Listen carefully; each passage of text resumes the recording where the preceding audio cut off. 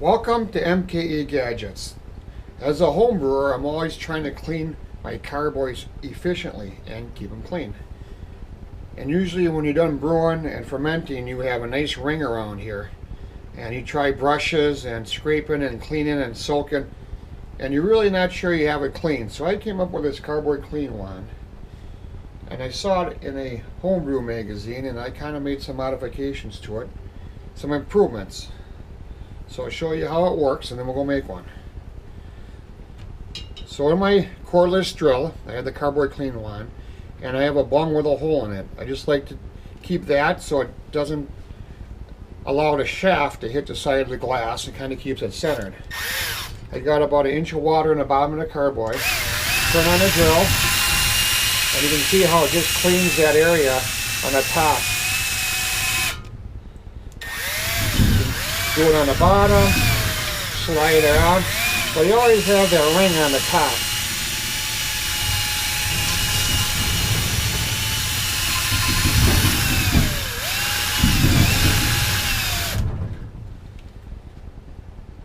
I'll zoom in here and you can see how that ring is gone.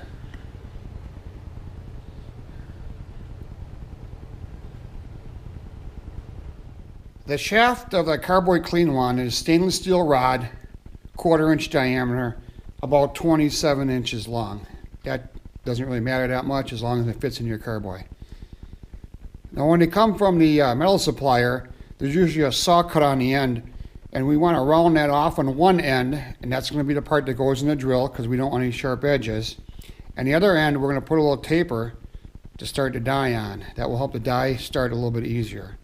So I'm at the disc sander here. Going to just do a little sanding.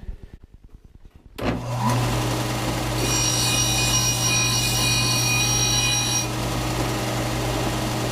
put a little chamfer on there, and that's going to be the side that the die goes on.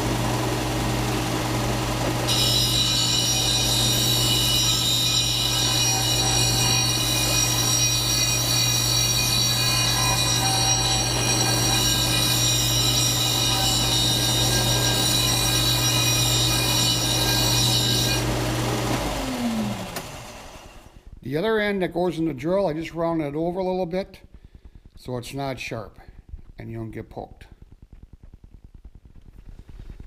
I'm at my vise on my bench, and I tightened down the 1/4 inch stainless steel rod as tight as I could because this is very hard material, very tough material, and it wants to spin on you. I started it off camera because starting stainless steel is kind of hard to do.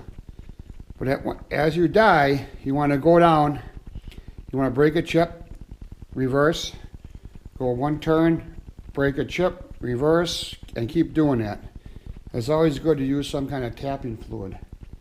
The thicker, the better it is. It sticks on the threads. What I don't like about doing it this way, and some of you might have to, because you have another way of doing it, but what I don't like about it is the way the threads come out. They're kind of lopsided there. You can kind of see they're on one side and not the other. I got a better way of doing that. Let's go to the lathe. I said I had a better way of doing that, and that's using my lathe. Now I understand everybody doesn't have a lathe, and that's why I showed the other way of using the die stock. So here's the die. I took it from the die stock, and I put it into the holder I made. 1/4 threads. And the holder sits on the shaft and the tailstock, and this is just going to slide over the threads. I'm going to add a little lubricant here. I like this stuff because it's really thick.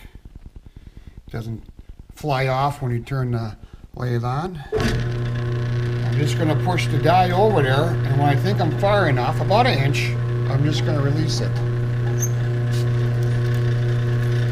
About 1 inch, release it, stop it, put it in reverse,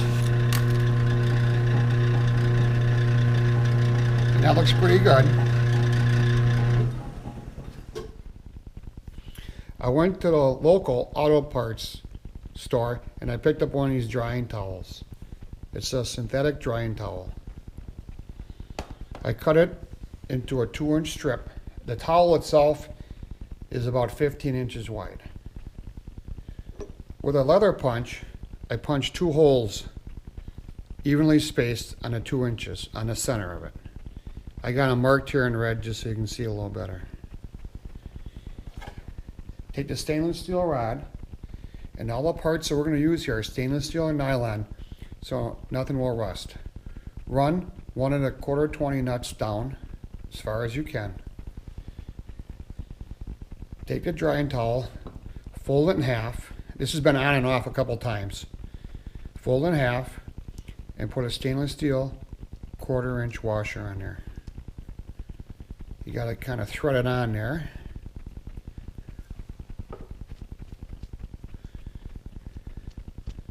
On the other end, take your second 1/4 20 stainless steel nut and thread that on there.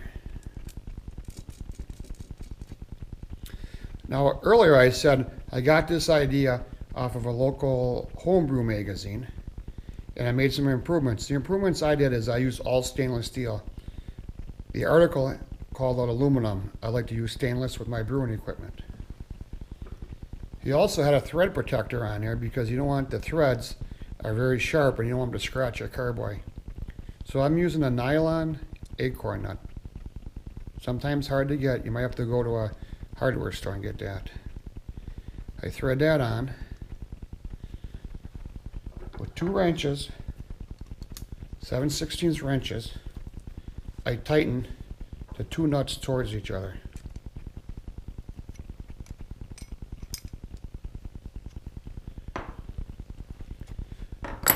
Once that's complete, all you have to do is get a dirty carboy, put it in your drill, and have some fun.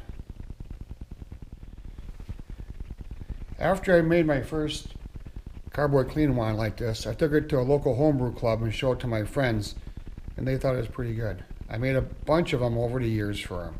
So if you're going to make one, you might want to get some friends over and make a couple of them. Really doesn't take a whole lot of time. Then my friend, he said, hey, why don't you put a scrubby on there, and this is a nylon bag that oranges come in. You can use an onion bag and different bags from the produce department. Just go to the produce department, buy some oranges, and it's the same way. Stainless steel rod, 1/4 20 nuts, washers, and a thread protector.